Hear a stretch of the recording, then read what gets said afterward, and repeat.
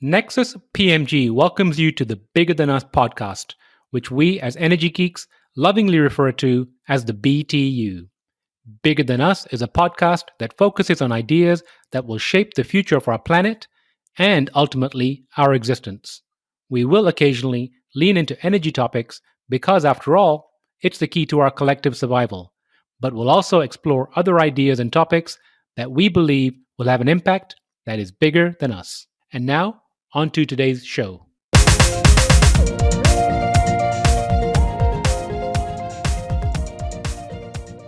Hello, and welcome to the Bigger Than Us podcast. I'm your host, Raj Daniels, and today I'd like to welcome Sarah Shanley Hope to the show. Sarah Shanley Hope is the VP of Brand and Partnerships at the Solutions Project, following 7 years as the organization's first executive director. Under Sarah's leadership, the organization transformed its mission and culture to center racial and gender equity, launched the field's first and only award-winning Intermediary Climate and Equity Fund, and grew a celebratory, collaborative, and inclusive movement for 100% clean energy. Sarah has held executive or leadership roles at the Alliance for Climate Education, Green for All, Cargill, and Best Buy over her 15 years of experience in brand strategy and social change. She has raised and helped deploy more than $50 million in support of racial equity and climate solutions agenda over her tenure in the field. Sarah, how are you doing today? Hi, Raj. Thank you so much for having me.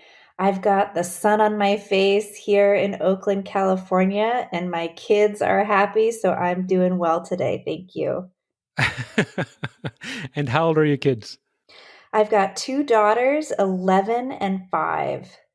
And so I have three. They're 8, 10, and 12. How are you handling the COVID pandemic / homeschooling schooling situation?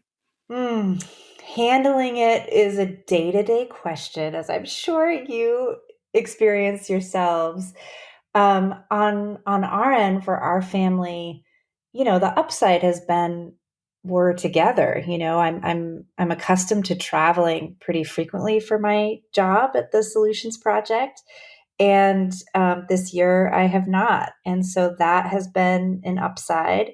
The homeschooling, particularly with the kindergartner, is challenging. I've been super grateful, and after the I think shock of the first 2 weeks, really impressed by Oakland Unified School District, our public school here, for how they've supported kindergartners on Zoom. Mm-hmm. Yeah, I think we're all really, really looking forward to hopefully a vaccine and getting some real lessons out of 2020, so that our public health and public infrastructure is better prepared in the future. So a couple of things. First of all, you mentioned day to day, and the way I felt and kind of shared with my peers is that I really enjoy being around my family. And fortunately for me, they enjoy being around me too. So that's worked out really well. And the second part is the thing you just said there regarding, some lessons. Mm. I feel like many people that I speak to want to go back to some sense of where we were before from let's get back to normal, let's move back to default. But I think that there are those among us that are looking for the lessons in what can we take away from here, and perhaps the changes we can make, whether it's in our personal lives, professional lives, etc. You mentioned the travel part, and do things a little bit differently going forward. Oh, yes, Raj. I mean, I think that is key. This is not a moment to return to normal. This is a real invitation for like honest and deep resetting, not just for our families and for ourselves, but really for our economy, for our democracy, and for the culture that we want to create, the future that we can create together. I think for us personally, like my family, and also for the Solutions Project, you know, the biggest lessons learned and the greatest sources of inspiration this year in 2020 have been, yeah, just the power of showing up for each other. The rapid speed with which mutual aid programs popped up among the Solutions Project grantee partners in kind of the COVID hotspots across the country. Thinking about our own family and making these commitments and figuring out kind of these pods, these relationships, and um, uh, yeah, kind of our own version of mutual aid with two other families that we're very close with here in Oakland to figure out how to make this work in a way that that supported each other, that protected our health and well-being, and was really committed to the health in our community, and frontline workers in our grocery stores, all the way to healthcare workers, making sure that we were doing our part um, by showing up for each other. I agree. Now, before we get to the Solutions Project, I'd like to open the show by asking if you were asked to share something interesting about yourself, what would it be?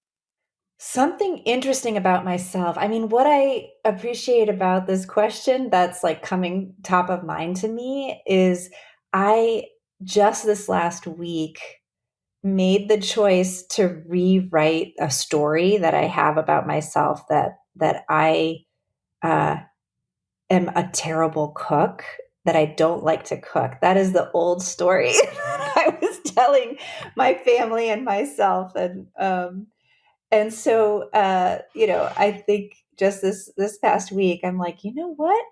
I do like to cook, and I'm not bad at it.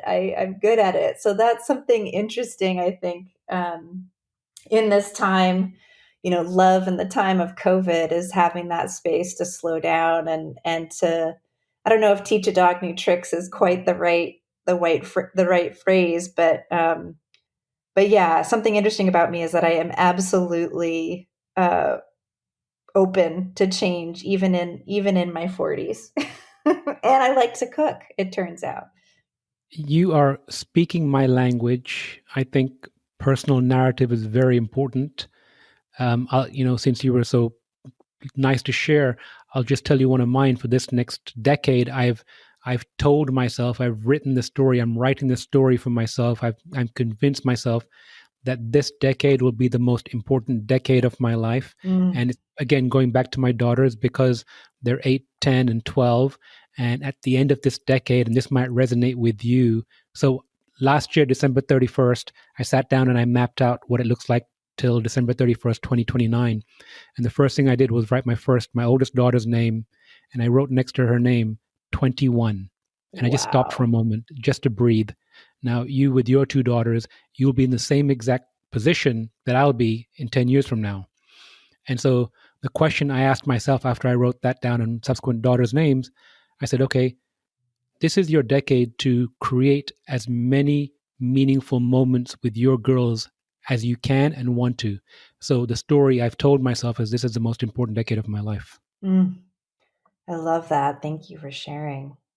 Absolutely. And I appreciate you sharing too. So you mentioned the Solutions Project. Can you give the audience an overview of the Solutions Project and your role at the organization? Yes. So the Solutions Project is a US national nonprofit organization that is really focused on supporting, as our name suggests, bold, practical climate solutions. But for our focus, it's different than a lot of other, environmental organizations. It's focused on those solutions created by those leaders and organizations closest to the problem. So thinking about environmental justice communities and um, Black, Indigenous, other people of color, particularly women of color, leading on climate solutions for decades, if not generations. The Solutions Project really sees their innovations and their wisdom as the path for all of us to create the future that we want. So we started the organization and we have a grassroots grant making program. We do media and storytelling to try to amplify the stories of success in places, as different as Buffalo, New York, or Des Moines, Iowa, or where I live now in Oakland, California, bring those stories to the fore. And by doing so, really change the imagination of what's possible. We focused first on 100% clean energy and are now, with the success around 100% clean energy, really expanding to community climate solutions in food and land management and water systems. Now, you mentioned bold, practical climate solutions. Can you give me an example of a few of those? Yes, I absolutely can. So, we just worked with two of our partners, again, really different places, Push Buffalo in Buffalo, New York, and then the Miami Climate Alliance, obviously in Miami, to work on a story for TED around affordable housing as a climate solution. So, again, in each of these two places, and this is true in many other cities and towns across the country, the need for affordable housing is growing.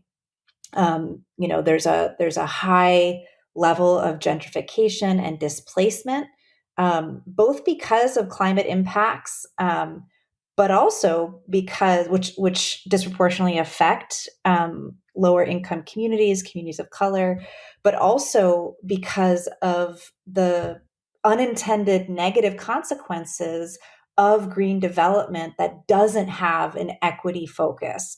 So if a neighborhood starts to develop solar on their housing, oftentimes those people, those families that are living in that neighborhood, the rents are increased to a point where they're not able to stay. They're displaced because of the improvements made in their neighborhood. And so Push Buffalo, Miami Climate Alliance are two examples of organizations that are really at the forefront of innovating in explicitly affordable housing and developing a strategy that really integrates solar energy efficiency, geothermal in the Northeast. So thinking about, innovative climate solutions in heating and cooling, um, to really solve those kinds of basic human needs challenges that so many communities face. Speaking directly to affordable housing, I heard another term recently that I really like a lot. And the gentleman that was speaking about it was saying that the term affordable housing often carries some negative baggage, if you will. Mm-hmm. And the term he used was attainable housing. And Mm, for some reason, that really resonated with me. And he was actually speaking to, something similar to what you're talking about in the fact that making it attainable and also ensuring that energy efficiency is part of this conversation because the energy burden that people that are from a lower social economic rung have to carry is much greater than others. absolutely, and that's something. This focus on, um, yeah, on the energy burden is something that another one of our partners in Atlanta, Partnership for Southern Equity, has done a significant amount of work around, and it's everything from, looking at the maps of, towns and communities that were established by people who were formerly enslaved, so African Americans generationally, in the South, mapping those communities, historic disinvestment.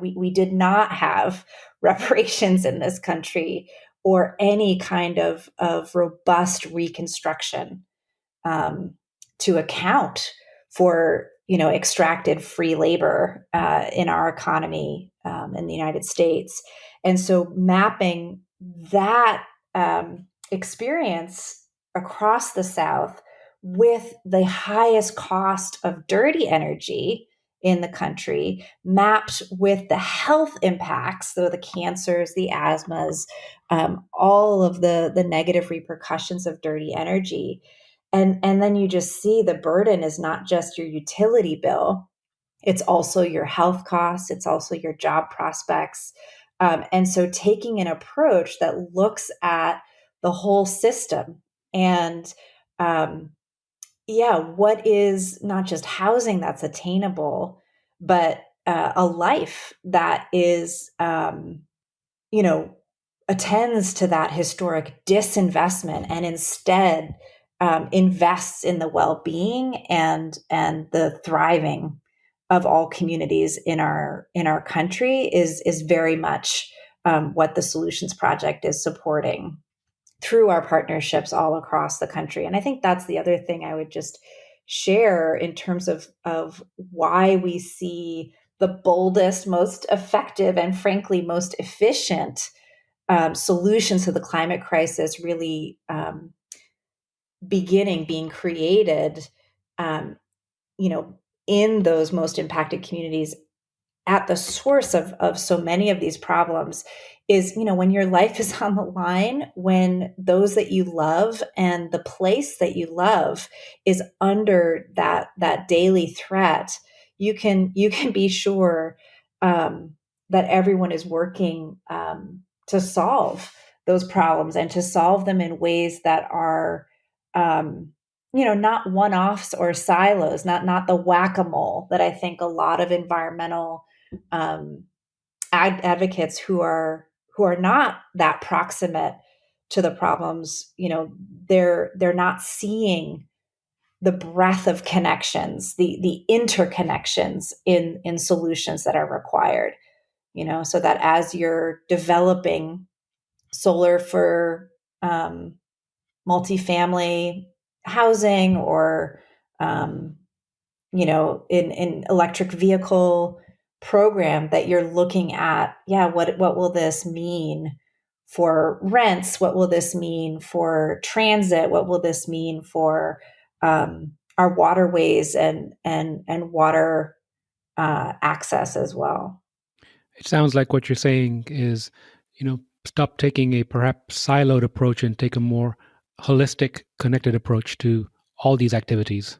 Yes, absolutely. Absolutely. And if you're not yet clear on how these problems connect to each other and therefore the solutions, then really it's about listening and learning and thinking through how you can bring your support behind those leaders, those organizations, those entrepreneurs who have the lived experience of always connecting these issues because it's a part of their day to day and community reality. I think 2020 really brought that to the fore, where a lot of our partners, who are mostly rooted at the neighborhood block by block level in Black, Indigenous, immigrant, other communities of color, you know, they were working on climate solutions in this intersectional way: housing,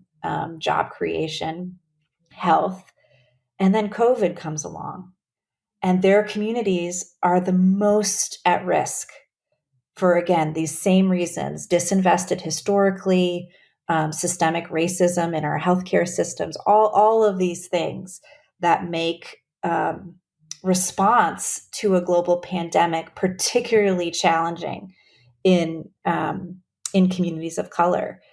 And so our partners were then having to connect. Okay, yes, climate solutions, um, but now, how do climate solutions interconnect with COVID prevention and again, mutual aid solutions? Then again, fast forward a few months, and our whole country witnesses the murder of George Floyd, following so many other lives lost to police brutality. And again, our partners who are rooted at that neighborhood level in Black communities across the country are then responding to racial injustice and revolutionary uprisings in their own communities. And so adding to their programming, what does a community safety program look like that protects our community, including from police or state-sanctioned violence. So I think it goes back to earlier in our conversation when we were speaking about the pandemic and hoping that things, don't go back to quote unquote normal. Yes. COVID to some extent helped expose some of these underlying issues, these cracks, if you will, in society as a whole, and as to your point, has brought them to the forefront. That's exactly right. That's exactly right. And brought them to the forefront in ways that, you can imagine the crisis response um, and trauma response, those skills that our partners on the ground had to develop in real time, are tools and skills that are now going to be built in a proactive way going forward. You one of the activities this year, and frankly the last 4 years, that my older daughter and I have really done together is reading um, post-apocalyptic teen literature. So we've gotten very, very into, of course, the Harry Potter series started us off 4 years ago. The Hunger Games series, his Dark Materials series, Akata Witch, Akata Warrior. She's not quite old enough to join me in Octavia Butler's Parable series, but all this to say, these are skills that we're developing out of crisis. And again, for the Solutions Project, we're learning. We're not, thankfully, I am not as proximate to the threat and to the crises of 2020 that so many of the leaders and organizations that we support are. And wow, does 2020 put more and more and more and more of us into that experience of surviving through crisis and transmuting that pain into power, frankly, for creating the future that we want, that is transformative, that does not look backwards, but really says, okay, when the economy shuts down at the scale and for the length of time that it does because of a global pandemic, what are the new things that we can build, the new ways of leading and parenting and working, that will absolutely serve us much better for the future, where climate crises and so much more are only going to increase. Absolutely. Earlier, you mentioned you help amplify the voice of your partners. Can you explain how the Solutions Project does that? Yes. So while I am the founding executive director of the Solutions Project, I'm realizing I didn't share my new role is as VP of Brand and Partnerships. So part of my role now is very much on the storytelling and media platforms that we're able to co-create with our grantee partners.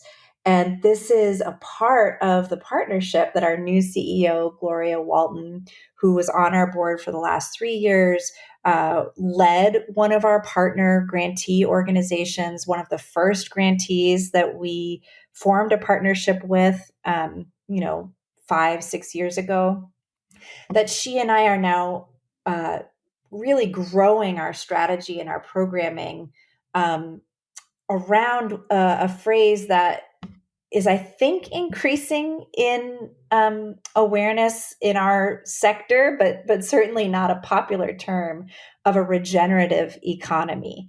So the stories that are possible there to tell, are those like, again, parable of the talents, Octavia Butler's story, where yes, there is this total breakdown in society, and then what is possible to create from that.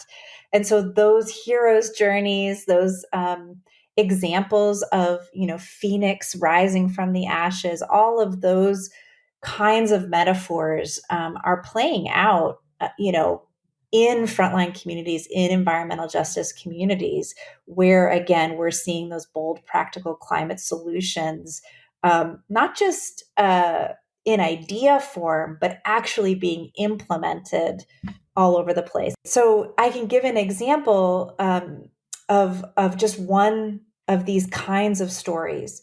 So Hurricane Maria hit the island of Puerto Rico, and so many climate fueled, climate crisis fueled natural disasters in Puerto Rico have occurred even since Hurricane Maria. But at that time, I'm sure you can still recall, because it was so devastating and occupied the national news media for a few months. Electricity was out, so that infrastructure totally collapsed for months, in some places, more than a year, 2 years. And water systems, food systems, communication systems. And so one of our partners, and I think this is important to show how the Solutions Project approaches our work, we started with relationships we already had. So Uprose, which is part of the Puerto Rican community in Sunset Park, Brooklyn, still with strong diasporic ties to the island. We went there first and said, how do we, really bring some support to those on the island? Worked with an organization in Puerto Rico, and through that relationship, learned about an organization who's still our partner called La Maraña. And they were a community that really came together out of Hurricane Maria to not just provide immediate support, similar to COVID mutual aid, like that immediate support, food. We delivered, portable solar systems with Goal Zero, great example of a technology company, really, really partnering with us to support, success and work on the ground. And the community leaders that came together to not only provide that mutual aid and immediate response began to, again, see what could be born from this disaster that moves us not back to the status quo of what was, but really that transformation that sometimes is only possible through total breakdown. And so the stories out of La Maraña and Puerto Rico, they're actually, nearing completion on a documentary that'll be released early in 2021 to show some of this. Were, communities that came together to form kind of land trusts in two key regions of the island. And then community members actually participated. So these are not engineers, these are not, nonprofit leaders. These are neighbors and neighbors coming together through a design process to say, what do we want to build here that will better prepare us for the next hurricane, that'll better serve our interests across health, across the economy, across basic access to housing and clean water and renewable energy, affordable energy. And so that's what they've been developing, these 3 years since, is those ground up models that are, again, community designed, community determined, and really setting an example of, what's possible for all of us to consider as we think about 2021, 2022. When we get through the kind of worst of the COVID impacts and need to rebuild our economy, how do we transform forward instead of building back? Sounds like a really great initiative. Staying with the theme of transformation moves us to the crux of our conversation, the why behind what you do. According to your LinkedIn bio, which you can't always trust everything you read on the internet, but right around 2009 when you joined Green for All. So you've been in this movement for about 11 years now, if my math is correct. What's your why? What's your driving force? What motivates you Well, what motivated you to get involved and keep going? Mm. Yes, so I've been in the climate movement for 11 years. A little longer than that because of my time at the Ella Baker Center for Human Rights, which really birthed Green for All. Um, you know, uh, Shortly after, and I went to business school actually in between. So, maybe it's been a total of 14 years that I've been in the climate movement.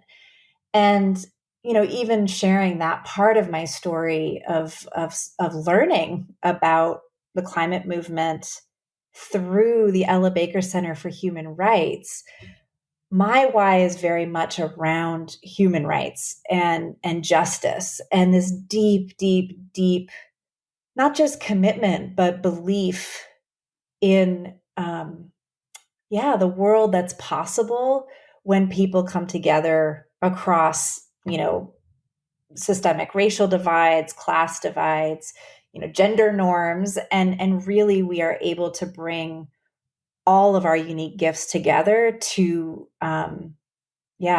make a future in which everyone has the ability to thrive. That's really what drives me. My children, of course, it's no coincidence that my older daughter is 11 years old.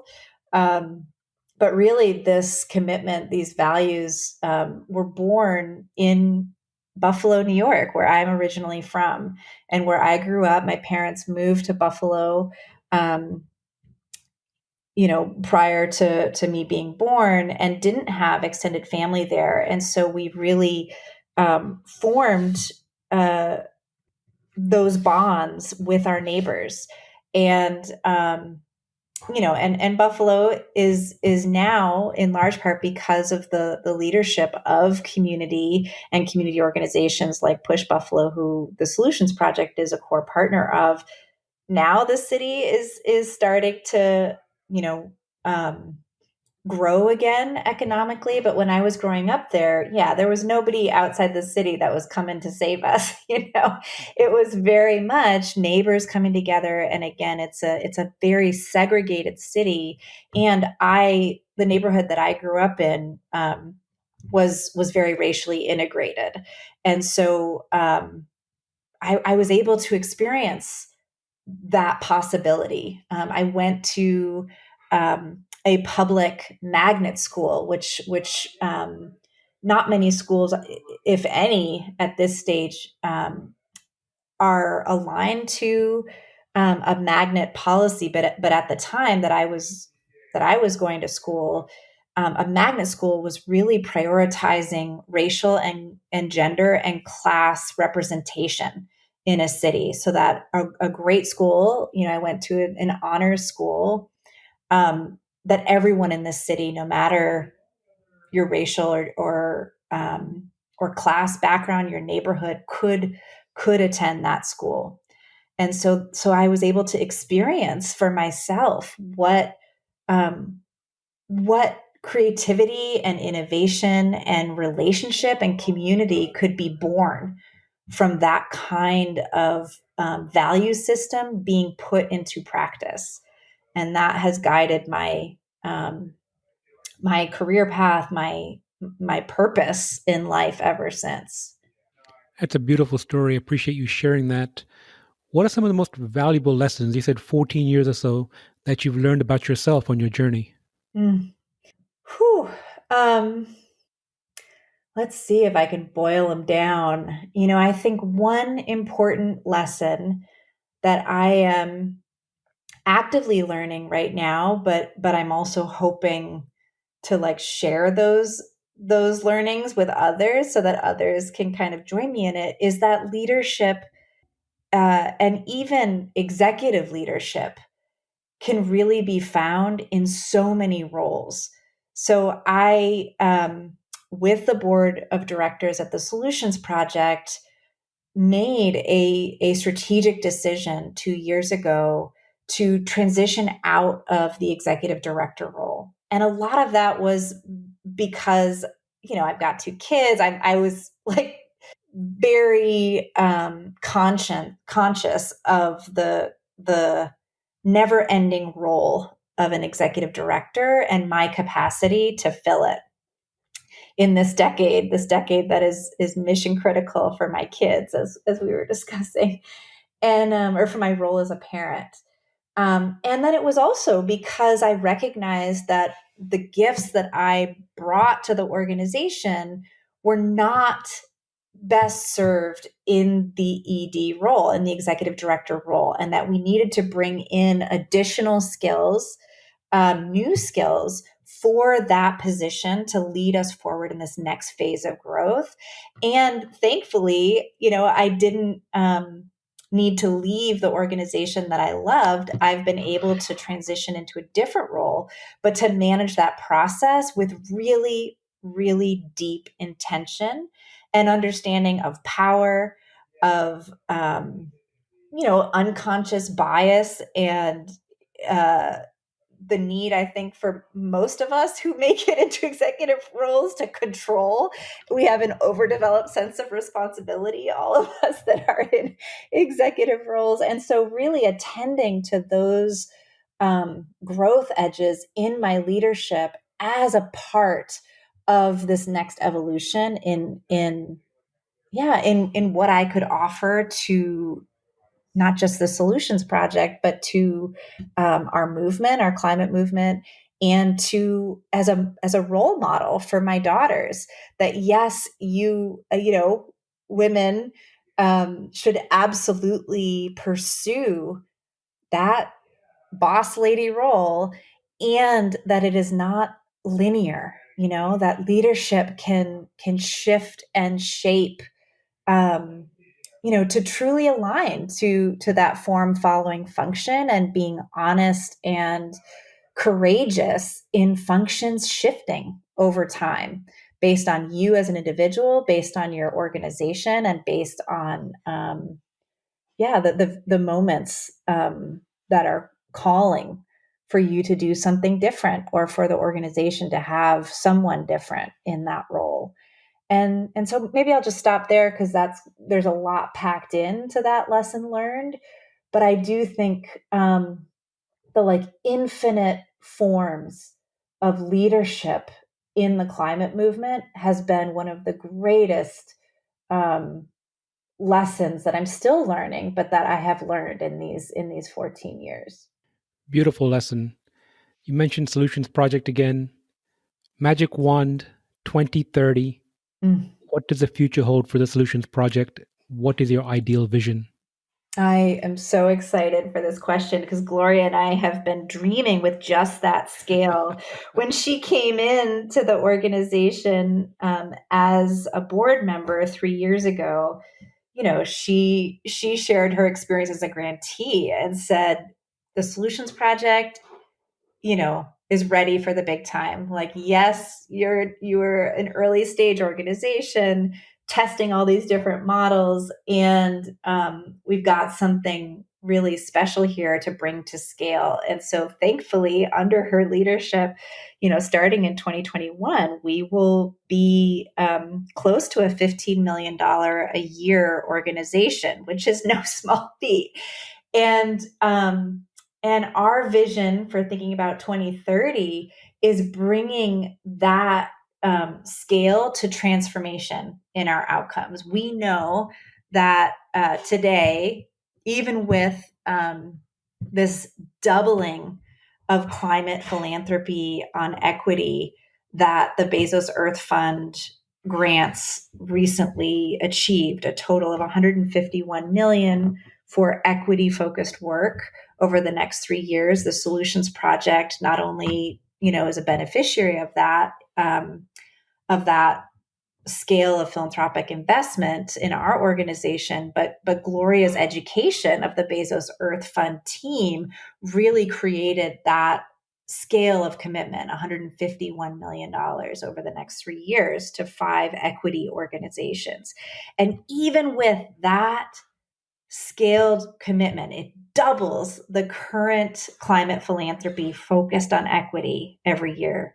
And before this last month, it was 60 million, and now it's 120 million each year. Even with that, it's less than 1% of climate philanthropy that supports an equity-centered approach to climate solutions.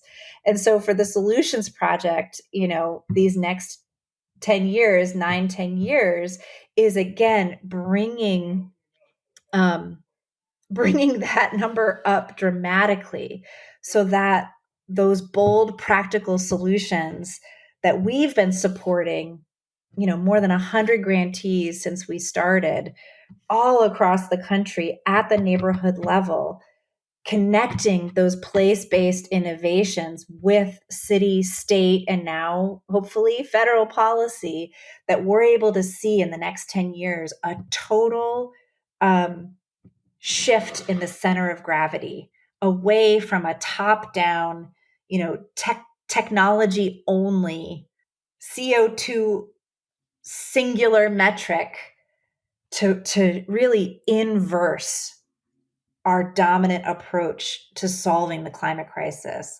That this is happening at the community level, ground up. That this is about integrating technology with generational and cultural wisdom born from Black, Indigenous, immigrant, other communities of color who have not broken their bond with the land or with Mother Earth. That those solutions are really setting the standard for everyone. Whether you're in business or whether you're in government or a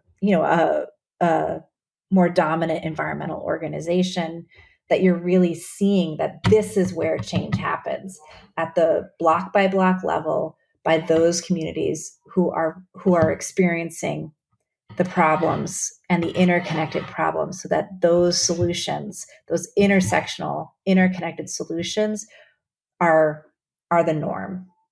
Well, I, for one, look forward to seeing your grand vision come to fruition. Thank you. Thank you so much. So, Sarah, last question. And earlier, when you were kind of giving your lesson learned, you did pack some advice in there. But specific question is, if you could share some advice or words of wisdom, it can be personal or professional, with the audience, what would it be? I think the biggest advice that I would have is increase your comfort with being uncomfortable, with not having certainty or control, but showing up anyway and listening and learning in real time. I think that the more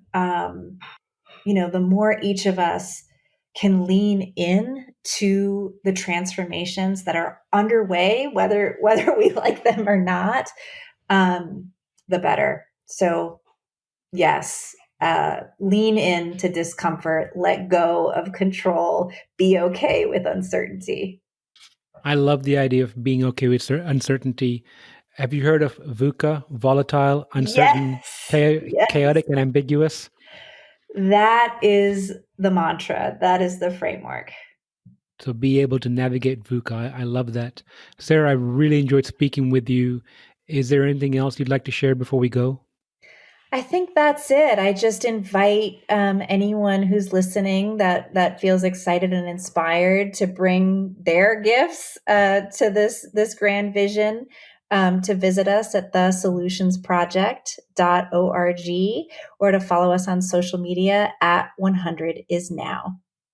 And I will put links to your site and the social media handles in the show notes. Sarah, thank you again so much for your time, and I look forward to catching up with you again soon. Thank you so much, Raj. Thank you for listening.